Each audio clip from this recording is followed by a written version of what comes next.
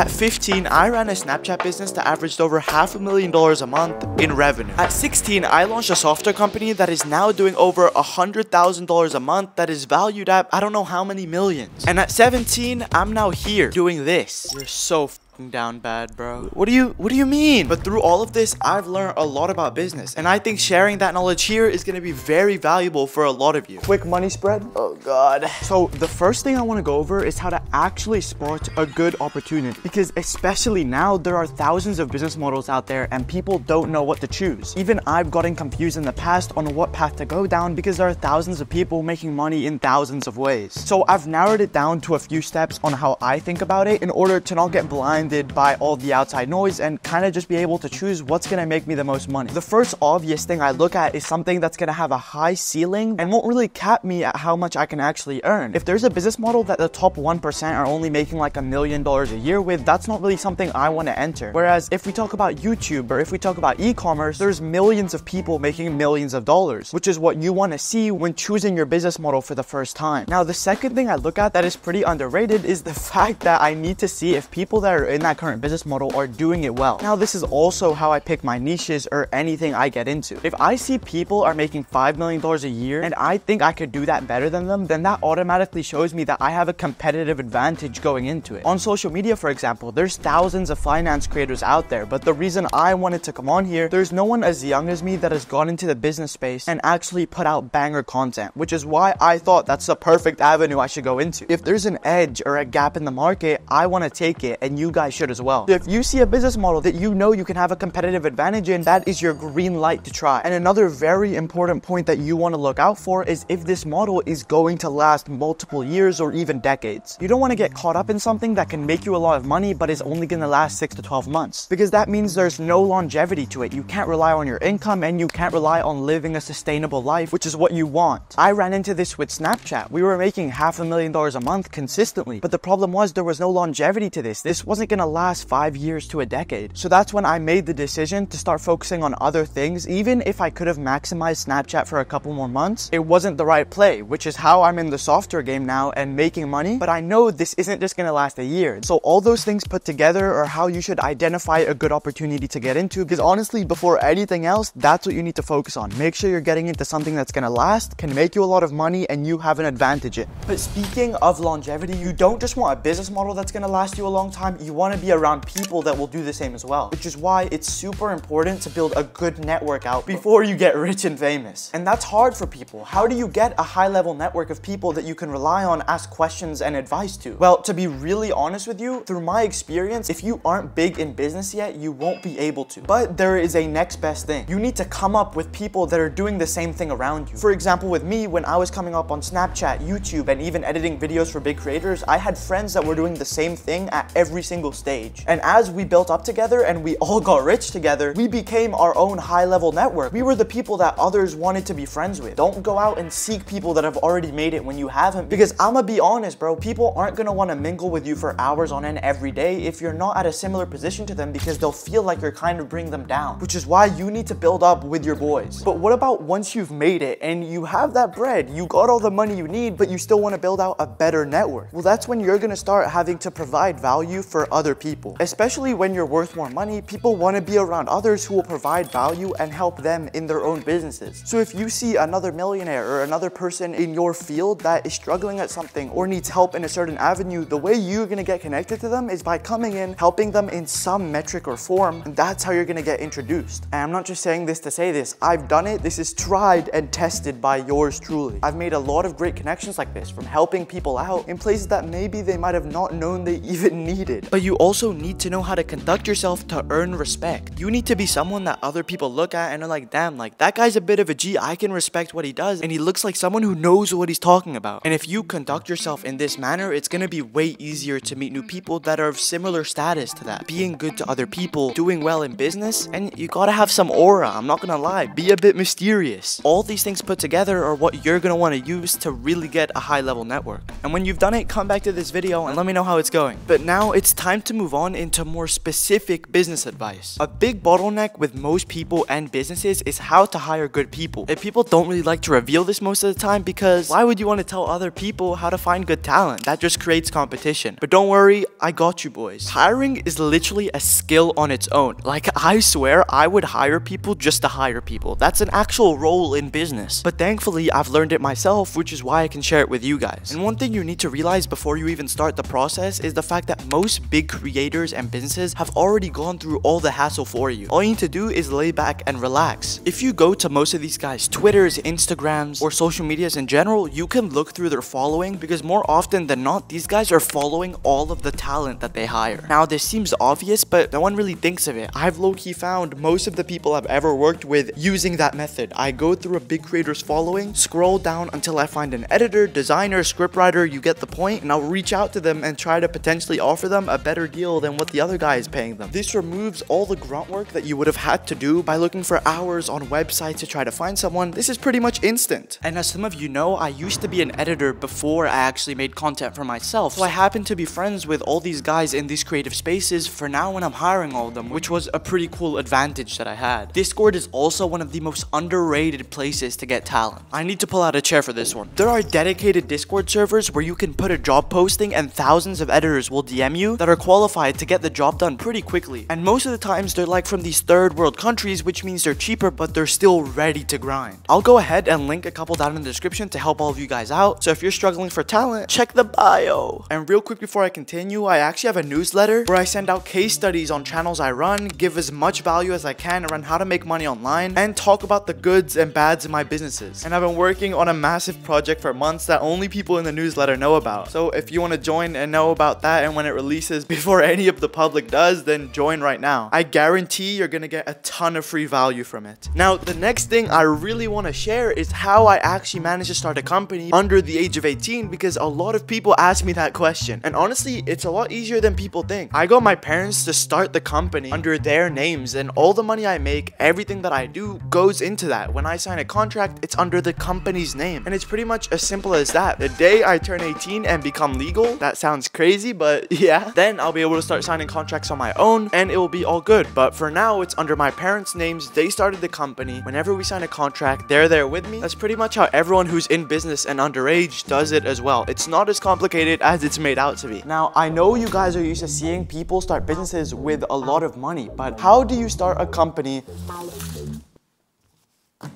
without a budget? This is going to apply to any single business model, but for example's sake, let's talk about YouTube. There are a couple things you need when building a team or creating content on the platform to make money. That's an editor, a designer, and someone who writes the scripts, comes up with ideas. You get the point. And a lot of people are confused. They want to hire out a team immediately and they're asking, how can I start with no money? Well guys, the answer is right in front of you. All the skills like editing, designing, and writing scripts are learnable. I mean, people are selling their services to do them. Why can't you learn them as well? I personally was an editor in my past life, aka 2 years ago, and there's hundreds of designers and scriptwriters out there. They've made it a point to learn how to do it so that they can sell their services. So you can't sit here and give me the excuse that you don't want to learn the skill for a month or two, because you can. I have a friend right now who runs a channel. First video got over 100,000 views. He script wrote, did the thumbnail, and edited the entire thing. Obviously, he's had experience in the past, but that costed $0. All it was his time that he took to learn and gain knowledge on these skills. But on top of just learning those skills, I want to go back to a previous point I made about having a good network. Mr. Beast talks about this on podcasts. He had a group of 4 or 5 people around him that he'd ask for help with thumbnails, editing, and all of his script ideas. That is the exact same formula you want to copy. If you make a really mid thumbnail on Photoshop, send it to your friends in your group, ask them what they think, and let them help you review it. You need people around you to make the content you put out or anything you do better. Because imagine how much more effective it is to have 4 people working on one task rather than just you. That's usually 4 times the output, bro. And by the way, you don't just do this at the beginning. Mr. Beast does this to this day, and so do I. For every video you guys see on the channel, or anything I do with my companies like Creo, I ask people around me for advice before I finalize a task. People who are worth millions of dollars do this, and it's because that's how they stay ahead. You need multiple smart people to help you on things rather than just you, or you're gonna get overtaken by the group of guys that are outthinking you. Or usually when I try to analyze something I'm working on, I can't really see it from an objective objective perspective. So get people who are truly there, gonna help you, and aren't gonna be yes men to improve. And that's why you're not gonna need to hire out people to do this for thousands of dollars. You don't need a budget for that. All you need is friends, which can be a bit hard to find, I guess. Now, seeing as a lot of you are in school or college, a big question that's asked all around the internet is how to manage being able to work whilst also having to do these activities. And to be honest, it's way simpler than it's actually made out to be. I'm sure if most of you go on your phone right now, you're gonna see at least 3 to 4 hours on one of these doom scroll apps like TikTok or Instagram, maybe even YouTube watching my videos, which I can accept. But that just goes to show you guys that the time that you might think you don't have to focus on your business is actually being spent rotting in bed and just doom scrolling. Now, I'm a victim of this as well. I can't sit here on a high horse and tell you guys that I'm any better. But one thing I do know is that if you're really disciplined and want it, you're gonna be able to put your phone down for at least a couple hours and lock into the work that you need to do. At the beginning, when I ran Slam Dunk, which was my shorts channel that I got to 1 million subscribers in 6 months with my partner, he was in high school and so was I. We both were there for 6 to 8 hours a day, and let's not even talk about extracurricular activities. But one thing we knew is that we needed to lock into this business because it could potentially have led us somewhere, which it did. I mean, we went from that to Snapchat to my software company, and now I'm here. But that's because we wanted it. Even though school was an obstacle we had to go through, we knew there was time to relax, like every kid has. Even if it's at night, after you need to go to bed, or before you need to wake up. I don't even know how many days I woke up at 4 a.m. for to edit a video before going to school. But listen, it's not about going monk mode. It's simply about finding the open times that you have in your day, which I'm sure you do, and using those to your advantage. A lot of people underestimate how much an hour of locked-in work can get you. It's a lot, trust me. So if you're watching this after school, put down this video when it's done and lock in, boy. But speaking of locking in, you want to lock in with people, like I say a lot in my videos, but more specifically an actual partner. Like 90% of my businesses that I've ever ran up to this day has been with at least one other person. But finding who that person actually is the most important part, because whether you want to realize it or not, you're kind of getting into a relationship with whoever that is. I mean, you're gonna be stuck in a business bond for years to come, scaling companies to millions of dollars. You have to make sure that you choose the right one. But how? Well, whenever you find someone, you kind of need to look at it as if you can be friends with that person. You don't want to go into business with someone that you don't relate to even on a normal level. I mean, they can be smart, have a lot of money, but I mean, if I can't crack a mom joke with him, then what's he of any use? No, I'm joking, but for real though, you need to think that the person you're gonna go into business with can be someone you will get along. But that's only one step of the equation. They also need to be someone who has past experience in whatever field you want to work in, at least a little bit. Now, okay, you can obviously train someone to be good at something, but if you're splitting a business with this guy, he needs to be pretty good at whatever job he's getting into. The way I like to look at it is a positive and minus signal. You know how they say opposites attract? Well, you kind of want to do the same with people in your business. I mean, I usually partner up with people who are good at the things I'm not, and vice versa, because that means we each tick off a box for each other. Let's say I'm really good at editing and he's really good at designing. We both fit the puzzle and we can both get the job done. So all in all, this is a very important step that a lot of people don't get right. Over 90% of business partnerships end up failing, and obviously I've had some that have failed as well, but through trial and error, I think I'm starting to get it down more and more as I gain more knowledge. Just make sure it's someone you can get along with, they fit a piece in your puzzle, and you gotta be able to crack a yo mama joke. I'm not gonna lie. And so now that you have your business partner, what is the next step? Well, it's time to make money, boys. And dare I say, I might have the method for this. Now, obviously, there's ways to make money with YouTube, content creation, but for this specific section, I'm gonna talk about being in a service-based industry and how to land clients, because that's where I came up from, and I think that it's a very adaptable format that you can use even when you're a creator, if you want to sell a course, a product, or anything of that sort. Now, when I used to edit for people, especially at the beginning, no one knew who I was. I was irrelevant, zero motion, no money in hand, no bitches, nothing at all, and no one loved me. What I had to do to actually land my first clients was provide the value up front. I would send these guys free, fully edited videos of themselves without asking for $1, because I knew most of the people in these guys' DMs were just asking them to work for them and sending them portfolios. I mean, who wants to click on a link, bro? I don't know if you're gonna get my IP. So what I thought the big boss play was gonna be was to just send these guys a fire video for completely free, and I'd write something along the lines of, I took the initiative to send you this video to show you I'm ready to work for you. No strings attached. Use this video if you want to. Let's get to work. And that would slap, bro. I don't think you understand how many people I landed using that. And guys, you don't just need to be an editor to do this. Imagine being a salesperson. Use the same strategy I just told you. Give the value up front. When Iman Gadzhi sells a course, he has a very specific tactic that he's going in with. He's giving the people value up front, meaning telling them how to do certain things, giving them little hints and droplets about business, which he then uses to funnel them into where they're actually going to pay him for more of the sauce. Just take this format, repeat it everywhere, adapt it, and you'll be good. Trust me. Actions speak louder than words. So I want you, if you're in a service-based business or if you're a creator, to go try something like this and let me know how the results work, even if it's with one person.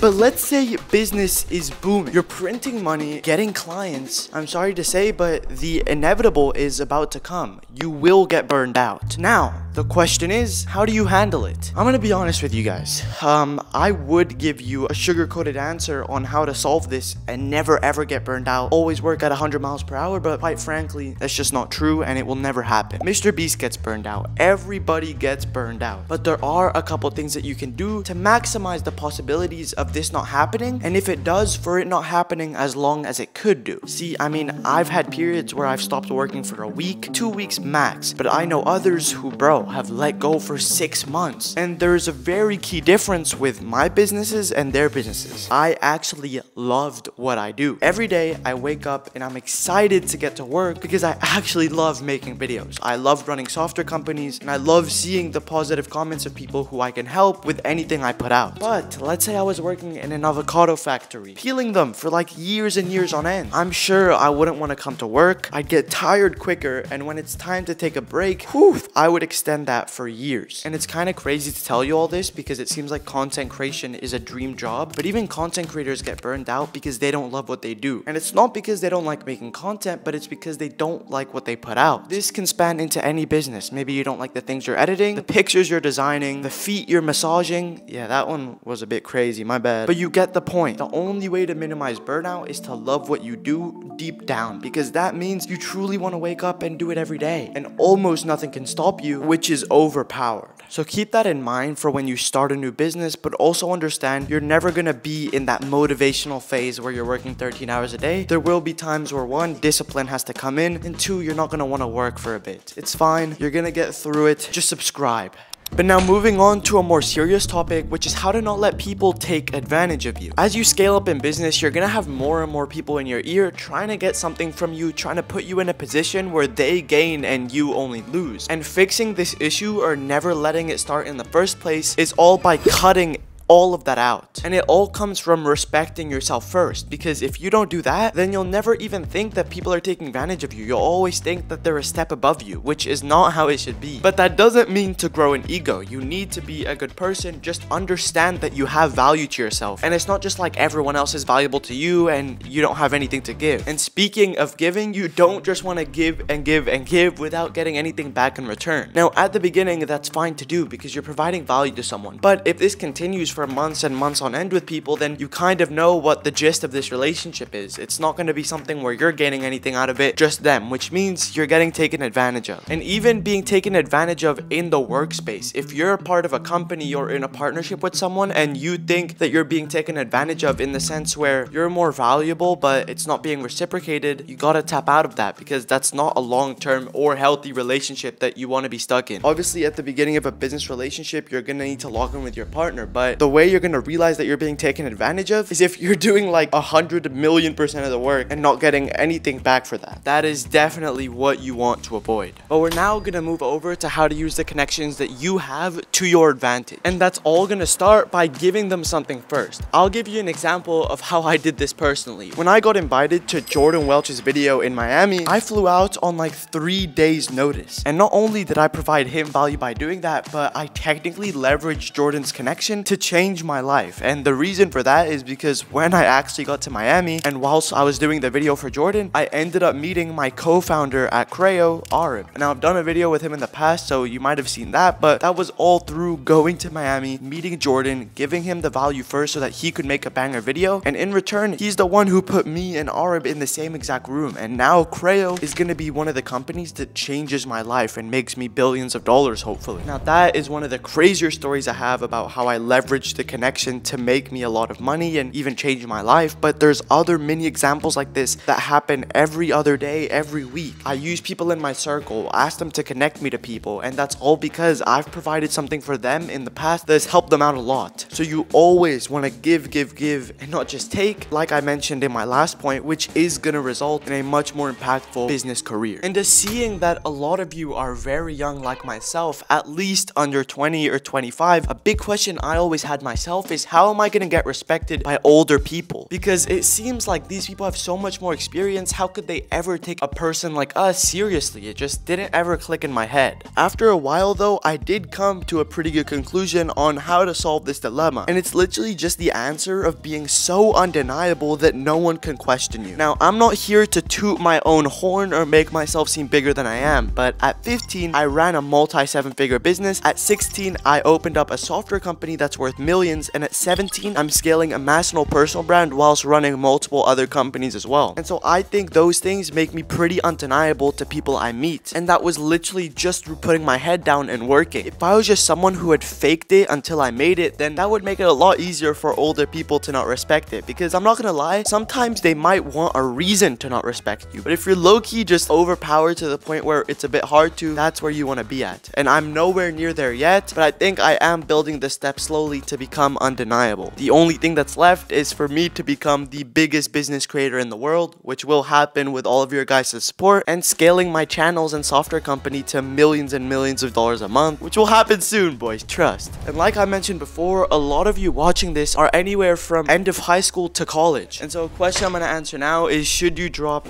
out of school? And there is no simple way to answer this, because I could go about this in a biased way and say yes you should, like I did, but in reality it depends from situation to situation, and I'll explain a few and give you an answer. So for me specifically, I was running my business where I was working 12 to 15 hours a day. I would sleep at 5-6 a.m. and wake up at 7 to go to school every single day non-stop for months on months. And seeing as I was confident I could scale this business and turn it into something else and make millions and millions of dollars a year, I didn't think that school was the right fit for me. Because one, I had that social aspect to my life, and two, I was so locked in on business. I wouldn't have dropped out of school if I had no friends, because that would have just mean I would have been lonelier being at home all day. But thankfully, I had a group of boys, and we still go out like every other day now. So that just made the transition a lot easier. Plus, with some of the things I've accomplished in business, I think that if I were to go to a college now and ask to get into a program, I'd get accepted because of the accolades I've accomplished. But what is the case scenario where I wouldn't at all recommend to go to school? Well, there's a couple, and that's if your business doesn't have any long-term prospect to it. There's a lot of business models that last 6 months or a year and then fade out because they don't work anymore and they're not long-term at all. I knew that Snapchat wasn't gonna last forever, but I was slowly building up other things on the side that were gonna transition me into a very solid career, which ended up happening. This also gave me that confidence to take the leap in. So if your business model isn't really gonna last that long, I don't think you should drop out of school. I think you stay in there, keep it as a safety net, and lock in on work. And to be honest, the risk that I took was extreme. There's a lot of things that could have gone wrong and could still go wrong. But call me an idiot, I'm just so blinded to the point where I don't think I have any other option. I just personally can't see myself working the traditional job life, which is why I'm all in on this. So there is my take on that situation. Now, so far in this video, we've talked about things to do with business, how to deal with people, and your education as a whole. What I'm about to go into now is honestly one of the most underrated and important factors that everybody should take into account when starting business, and that is creating a personal brand for yourself. When I say this, I don't mean that you have to go out and post YouTube videos on Instagram and TikTok. What I mean is having something on the internet that shows who you are, what you're accomplishing, and what you're working on. Billionaires even do this, like Elon Musk, Mark Zuckerberg, Jeff Jeff Bezos. I don't know if you've realized recently, but Elon has been going crazy on Twitter. Zuckerberg is going insane on Instagram. And Bezos, he's somewhere on a yacht chilling with a baddie. But what this all represents is the fact that these guys are putting themselves out there, and that adds more value to their businesses and themselves. I run a company called Creo, as most of you know, and me having a personal brand here not only sheds more light on the company for more users and for us to make more money, but it also brings in eyes from investors. Let's say I have a month or a year on social media where I absolutely blow up. My company's value is also going to go alongside myself. Investors will see that and possibly look at it as way more valuable. On top of this, the people that you meet from having a personal brand are insane. Now, by no means is a personal brand necessary, but I personally have friends that are making $500,000 a month and no one knows who they are, and some people prefer it like that, but they don't nearly have as many connections as me, and that's simply because of the fact that I've put myself out there. And that also comes down to the type of person you are. Do you want to be out there and know a lot of people, or do you just want to make money in silence and kind of chill alone? Both are very possible, but I also think making money as a public person is much easier. So that's something you need to decide for yourself. But a big way I make most of my decisions is seeing what the top 0.1% of people do. And if people like Elon Musk and Zuckerberg are out there doing that, then I think that's a pretty good indication that I should hop on that train as well. Ooh, after I just finished the last point, I was scrolling through Twitter and saw a fire business model. And it seems like I can make $1 million with this next month if I start right now. I'm swiping my card right now. I'm gonna buy this. Stop. I know a lot of you do this almost exactly how I just showed you, and that is called shiny object syndrome, which is what I'm going to talk about next on how to avoid. Now first, let me explain exactly what it is. Shiny object syndrome is when you see a new opportunity that doesn't align with your long-term vision, and a lot of people get sidetracked with this and end up ruining all of their momentum to focus on something that could make them possibly millions of dollars, and this just might be the death of many entrepreneurs. So how do you avoid it? How do you stay locked into one thing and not get too excited about all these other fluff opportunities? Well, you need to first identify what your North Star is, which is what your goal in 5 to 10 years is going to be. Where do you want to end up? What is the vision looking like? Me personally, that is being the biggest business creator and owning massive software companies. So the way I would avoid shiny object syndrome is by not focusing on anything that would lead me to that goal. If tomorrow someone comes in with a dropshipping opportunity, I'm not going to take it, even if it makes me hundreds of thousands of dollars a month. And the reason for that is because that's going to distract me from what my goal is. It doesn't mix and match at all. But because I do have a bit of a bigger business than usual, that might be easy for me to say. But for most of you who are still starting out at the beginning, you just gotta lock in and do the same. If you want to be a massive dropshipper in e-commerce making $1 million a month, don't do anything that's going to take you away from that goal. And a great way to stay on track is to only really engage and follow people that are doing similar things to you, because I'm sure it's easy to see people posting screenshots of their business models making millions, and that can get pretty annoying to see when you're still in the grind stage. So try to focus on a close group of people around you and stick to the plan, because that's what matters. But leading in from the shiny object syndrome, you need to know how to stick to one business model and letting it ride out, because you don't want to be that guy who's constantly hopping from one to the other and never really seeing success in any. You need to get ready to fail for months and months on end in whatever you choose to do, because that's quite frankly what's gonna happen to most of you watching this. Maybe one or two of you are gonna have that quick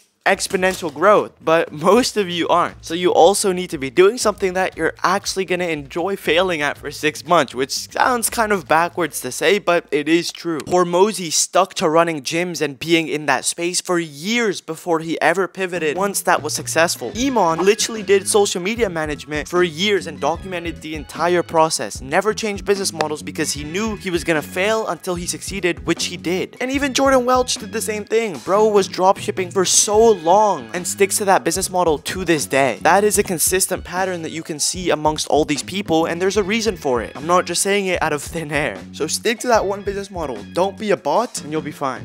What isn't fine, however, is procrastination, which is when all of you find yourself sitting at your desk and putting off the job that you have to do for an hour later or 2 hours later, and eventually by the end of the day, getting zero done. You also just end up staying in bed the whole day, not getting out, and ending up accomplishing nothing. So how do you solve this? Well, if I knew the perfect answer to that, I would be a trillionaire, because I deal with this exact same problem a lot. Yet there's still a couple things that minimize it for me compared to all the other people who don't know how to solve it. One thing is definitely having people who are forced to keep you accountable. And that's why I also preach having a partner in business. If you have someone who relies on you to get something done, that's gonna motivate you like 10 times more to log in, because it's not just you depending on this getting finished. And I'm pretty sure there is something in the human mind that doesn't want to let other people down, which is why I've typically found in the businesses I run that when I'm working alone, I'm usually a lot lazier than when I'm working with other people. So if it's either having a partner with you or having a group of friends with you that don't take no for an answer, pick one and go with it, because that's gonna solve as much of your procrastination as possible. There will always be those days where you really don't want to do anything, and that's where discipline comes in, that you're gonna have to build through months and years of being in business. You can't spawn in discipline in one day, but you can build up that muscle. So ignore all those motivation periods, stay disciplined, and have people keep you accountable.